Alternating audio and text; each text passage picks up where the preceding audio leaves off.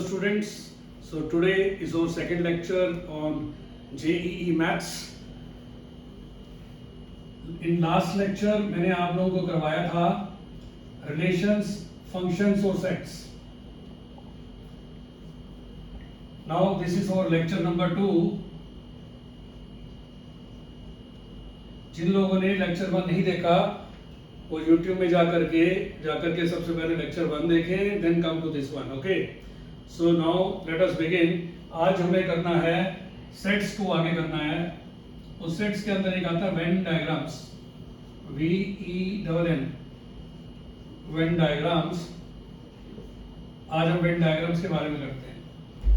Set को एक बार फिर से बता देता हूँ. सेट क्या होता है? Set is a well defined collection of objects, right. उसमें कहीं पर भी एडजेक्टिव इन्वॉल्व नहीं होना चाहिए, जैसे कि set of beautiful girls, the set of talented players, the set of most dangerous animals, right? Set of all animals होगा. It may be an infinite set, क्योंकि set finite भी हो सकता है जिसके अंदर limited members हो या unlimited members भी हो सकते हैं, लेकिन कहीं में भी adjective involve नहीं होना चाहिए. Now let us suppose आपके पास एक सेट है A जिसके अंदर एलिमेंट्स हैं 1, 2 और 3, और एक सेट है आपके पास B जिसके अंदर है 2 और 3 एलिमेंट्स, और से 2, 3 और 5 ले लो. नाउ सबसे पहले हम देखते हैं A यूनियन B कितना है. यूनियन का मतलब क्या होता है? यूनाइट करना, राइट. दोनों को इकट्ठा कर देना. लेकिन याद रखना रिपीटेड एलिमेंट जो हैं, जैसे इसमें भी 2 है उसमें भी 2 है, तो रिपीटेड को दोबारा नहीं लिखना, एक ही बार लिखना है. तो कैसे लिखोगे A यूनियन B? ये हो जाएगा 1, 2, 3 और 5. दूसरा A इंटरसेक्शन B, ये आपका इसको कहते हैं यूनियन, और इसको कहते हैं जो उल्टा यू लिखते हैं ना, उल्टा यू हो जाता है इंटरसेक्शन. इंटरसेक्शन का मतलब कॉमन. तो इंटरसेक्शन क्या है? कौन सा एलिमेंट कॉमन है इसमें? 2 एलिमेंट हैं, 2 और 3. तो वेन डायग्राम इसको कैसे एक्सप्रेस करेंगे? आप इसको एक्सप्रेस करेंगे वेन डायग्राम में. एक आपने ऐसे बड़ा सा ले लेना है, ये ले लिया आपने A, ये ले लिया आपने B, ये सेट A, ये set B. Let us suppose ये सेट S है जो कि इनका यूनिवर्सल सेट हो गया. तो let us suppose set S जो है एक यूनिवर्सल सेट है जिसमें 1, 2, 3, 4, 5 और 6 6 एलिमेंट है. तो सबसे पहले हम कैसे इसको भरना शुरू करेंगे? इसे वेन डायग्राम कहते हैं बच्चों. ये जो बॉक्स बना दिया मैंने, ये वेन डायग्राम है. सबसे पहले कहाँ भरते हैं? Intersection part. इंटरसेक्शन क्या है? जो दोनों का कॉमन है. ये वाला एरिया कॉमन है 2 और 3, ये वाला पार्ट जो है कॉमन है, इंटरसेक्शन पार्ट है. अब फिर हम कोई भी सेट देख सकते हैं, A या B कोई भी देख लो. A में कितने हैं? 1, 2 और 3. 2 और 3 तो यहाँ गए, तो इधर वाले हिस्से में खाली A रह गया, राइट. और इधर 2 और 3 आ चुका है, तो 5 रह गया. अब सेट S में आ जाओ. तो आपको करना क्या? पहले इंटरसेक्शन में जाना है, फिर AB को फिल करना है, फिर आ जाना है कंप्लीट सेट में. 1, 2, 3, 4 और 6 नहीं है देखो अभी तक, तो 4 और 6 आउटसाइड है, तो एक 4 और 6 यहाँ लिख लो, राइट. तो इस तरीके से आप इसको वेन डायग्राम को बना सकते हो. वेन डायग्राम के अंदर आगे चलते हैं. अभी तक आपने सीख लिया यूनियन क्या है, इंटरसेक्शन क्या है, और उनको वेन डायग्राम में कैसे एक्सप्रेस करना है.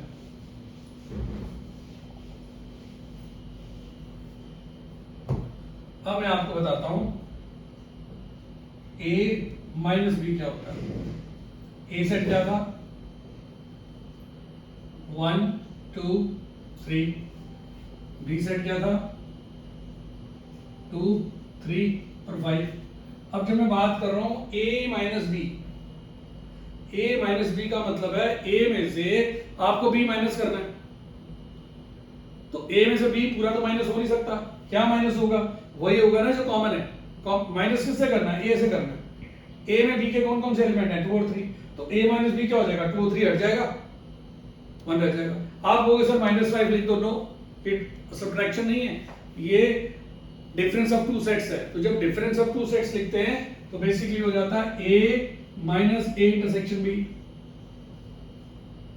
तो ये हो जाएगा सेट ए विच इज 1 2 3 और माइनस दोनों का इंटरसेक्शन विच इज 2 एंड 3, तो रह गया सिर्फ 1, ये आ गया a माइनस बी। उसी तरह से अगर मैं b माइनस ए करता हूं तो b माइनस ए क्या हो जाएगा, yes only number 5। a minus B हो गया सेट नंबर 1 ओनली, और b माइनस ए क्या हो गया, only number 5, only element 5, right. a minus B को इसका मतलब क्या कहते हैं, ओनली a, और इसको क्या कहते हैं, only b। a minus B का एक और नाम है, a माइनस बी का मतलब होता है a minus a intersection b का कंप्लीमेंट। a को किससे इंटरसेक्ट कर रहे हैं, जो b के अंदर नहीं है। b के अंदर क्या नहीं है, 1, राइट। तो उसके साथ a का इंटरसेक्शन क्या हो गया, 1, राइट। या फिर अगर आप एक बड़ा सेट भी ले लो, यूनिवर्सल सेट जिसे कहते हैं, 1 2 3 4 5 6, तो b के अंदर क्या नहीं है, b कॉम्प्लीमेंट क्या है, 1 4 और 6, और a के अंदर क्या था, 1 2 और 3। अब दोनों का इंटरसेक्शन क्या है, 1, तो a intersection b complement b होता है a माइनस b, ये दोनों सेम है और इसको ओनली a भी कहते हैं। उसी तरह से इसको क्या कहेंगे, इसको b इंटरसेक्शन a कॉम्प्लीमेंट कह सकते हैं। देखो a कॉम्प्लीमेंट क्या, जो a में नहीं है, a में क्या नहीं है, 4 5 6, और b के साथ जब मैं इंटरसेक्शन करूंगा तो क्या मिल जाएगा, 5। इंटरसेक्शन का मतलब जो कॉमन है, जो दोनों में सेम है, ठीक है, आप लोगों को समझ आ रहा है ना। तो जब आप जेईई मेंस की तैयारी कर रहे हो, आपके नंबर 1 कंसेप्ट बिल्कुल स्ट्रांग होने चाहिए, अच्छी तरीके से आपको हर एक कंसेप्ट पे ध्यान रखना है। उसके बाद आपको हर एक क्वेश्चन को बड़े ध्यान से करना है। जितने मैं करवा रहा हूं वो तो करना ही है आपको। I will make all your concepts very very strong, सारे कंसेप्ट स्ट्रांग करवा दूंगा, बस आपको इसको फोकस रखना और उसको करते रहना। तो ये आपका हो गया वेन डायग्राम्स के बारे में। थोड़ा सा मैं 3 सेट को लेकर के एक वेन डायग्राम बनाता हूं आपके सामने। 3 सेट्स को लेके कैसे वेन डायग्राम बनेगा,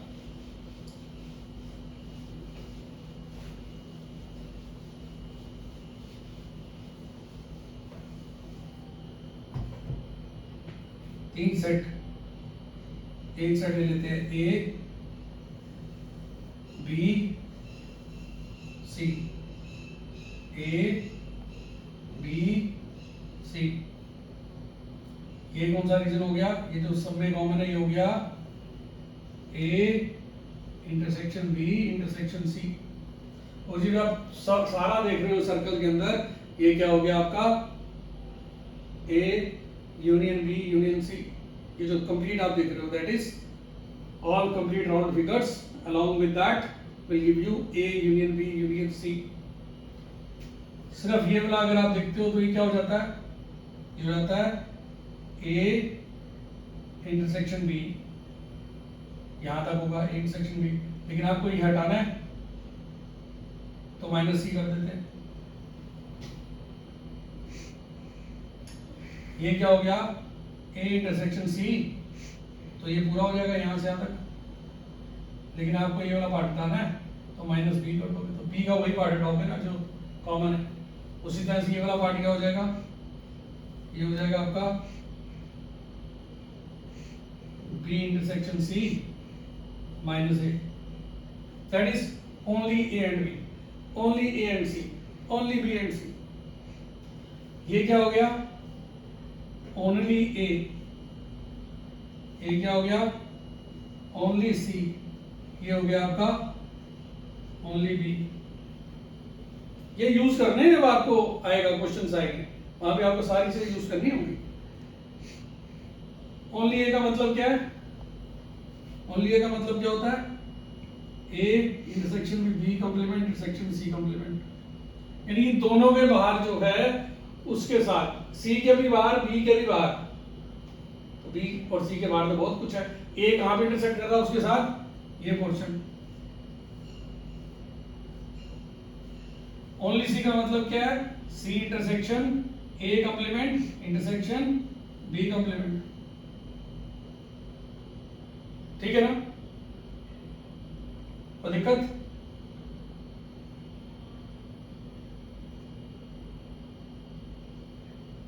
राइट? तो ये आपको ध्यान रखना है। इसको आप ऐसे करके भी कर दो, ये ब्रैकेट लगा दो, यहाँ पर से यूनियन कर दो, क्योंकि दोनों को इकट्ठा माइनस कर देते ज्यादा बेटर है। तो ये वाला क्या हो जाएगा, P intersection with the complement of the to,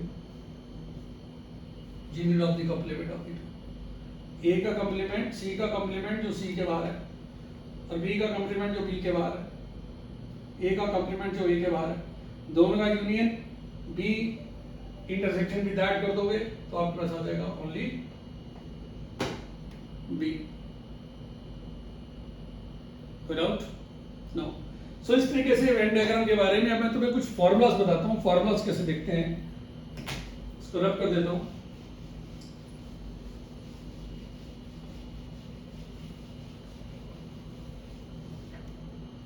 formulas में क्या करना है, जैसे मेरे पास ये आ गया ए, ये आ गया बी, तो पहला फॉर्मूला लिख लेते हैं आप, A union B, number of elements of A union B, N represents the number of elements, तो क्या हो जाएगा, number of elements in A plus number of elements in B minus the intersection of the two. उसी तरह से अगर आपको intersection निकालना हो तो क्या हो जाएगा,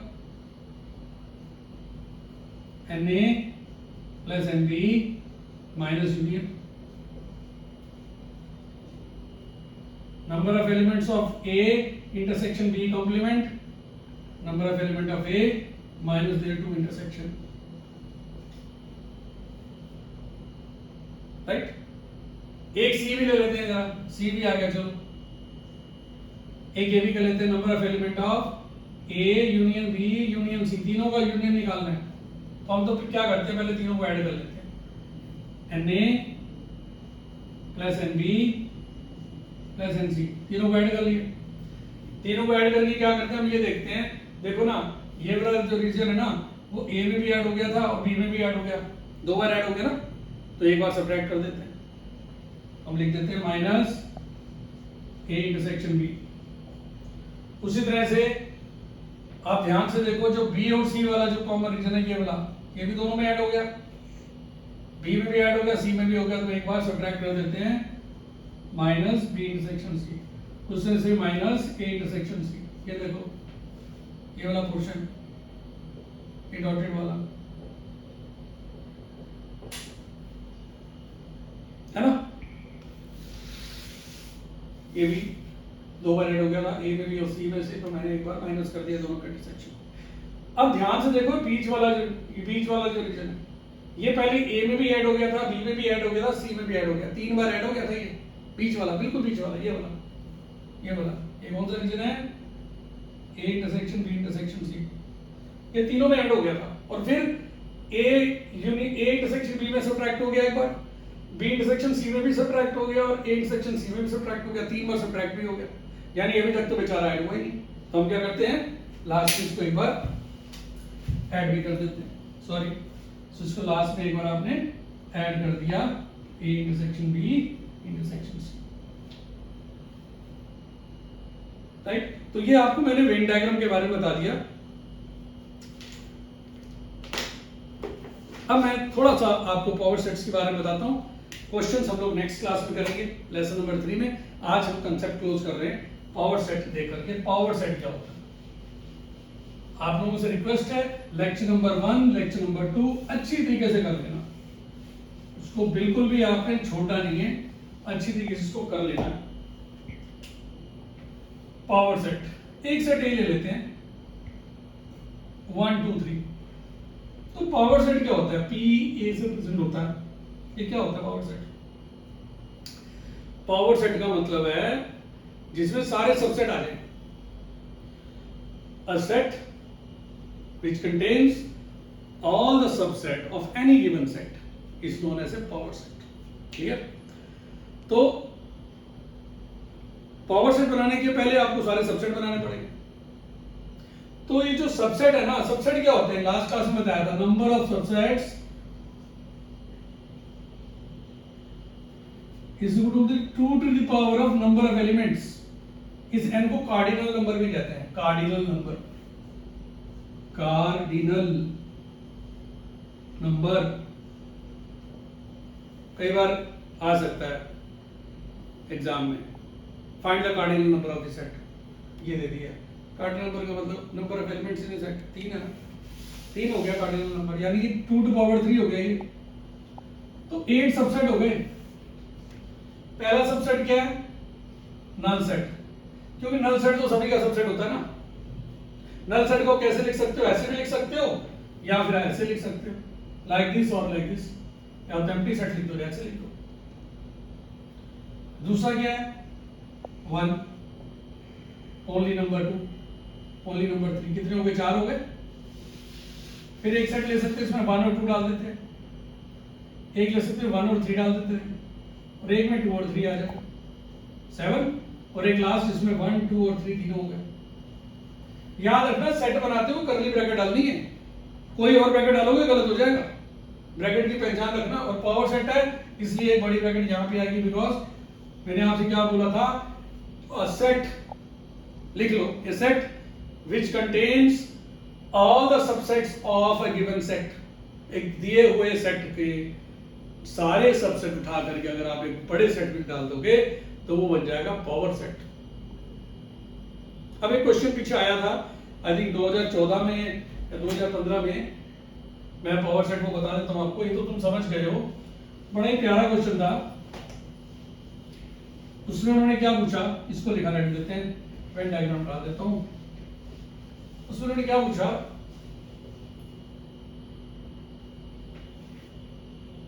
A is a void set। अब void का मतलब क्या है? Very good, null set. Null का मतलब कोई नंबर ही नहीं है उसके अंदर, कोई एलिमेंट नहीं है। कह रहा है A is a void set, then number of elements in power set of A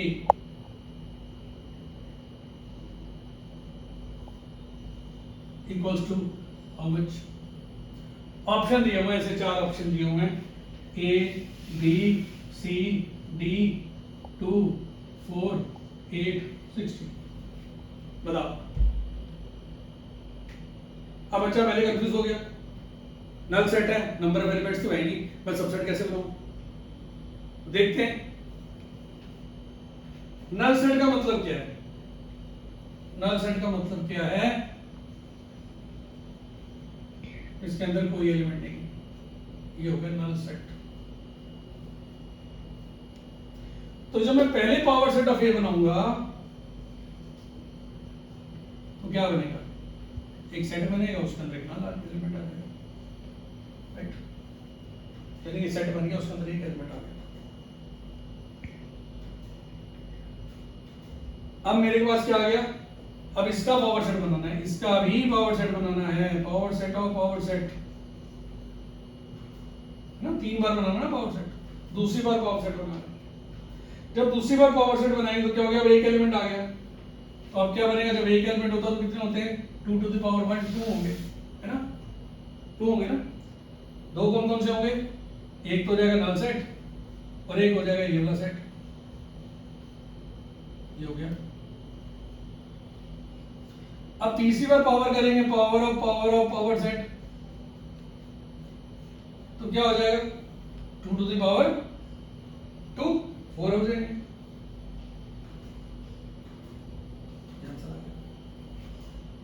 अगर एक पावर और लगा देंगे तो क्या हो जाएगा? 2 टू द पावर 3 हो जाएगा, 2 टू द पावर 4 हो जाएगा, सॉरी 16 हो जाएगा, राइट? तो इस केस में कितने आ जाएंगे? 4 4 कौन कौन से हो जाएंगे? एक तो ये हो जाएगा, एक ये हो जाएगा, एक एम्प्टी हो जाएगा, और एक जिसमें दोनों हो जाएंगे। मैंने एक ये लिया, एक ये लिया, एक एम्प्टी लिया, और एक जिसमें दोनों होती, ये भी और ये भी। ये हो गया आपका power set. This is how we do it. तो आंसर हो गया 4। इसके बाद हमारे पास नेक्स्ट आ जाएगा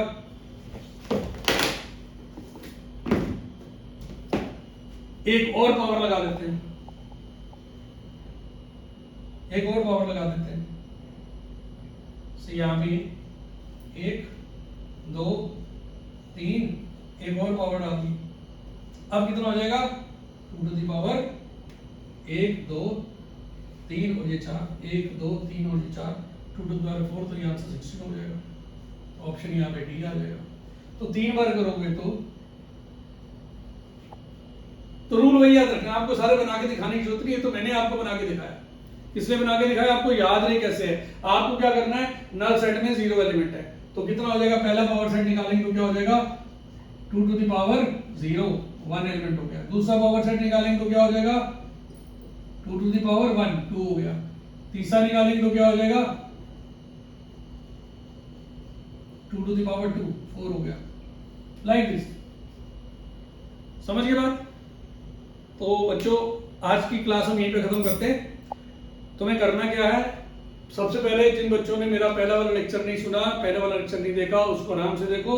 अब दूसरे में आ जाओ, ये कंप्लीट थ्योरी होगी आपकी। थोड़े बहुत से और भी पॉइंट्स रह गए हैं जो फंक्शंस के बारे में, number of onto functions और number of one one functions, वो मैं रूल्स वो फॉर्मूले में तभी बताऊंगा जब साथ साथ में क्वेश्चंस कराऊंगा। अब हर क्लास में कोशिश करेंगे 10 से 15 क्वेश्चन कवर कर ले, right. Next class next lecture में मिलना मेरे को, इसको सारा अच्छे से देखने के बाद, and please share it, like it and subscribe it. Thank you so much.